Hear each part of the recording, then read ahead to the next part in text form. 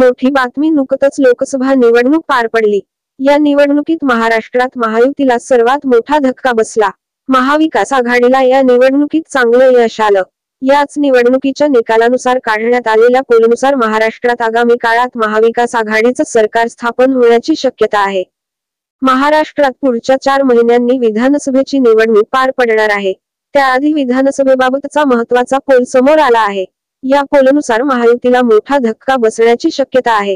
त्यामुळे महायुतीचे नेते आता ही निवडणूक जिंकण्यासाठी काय रणनीती आखतात ते पाहणं महत्त्वाचं ठरणार आहे। लोकसभा निवडणुकीच्या निकालानुसार विधानसभा निवडणुकीत महाविकास आघाडीचं सरकार येण्याची शक्यता आहे। लोकसभेच्या निकालानुसार महाराष्ट्रात महाविकास आघाडी विधानसभेत 158 जागा विजयी होऊ शकतात, तर महायुतीला 127 जागांवर यश मिळू शकतो।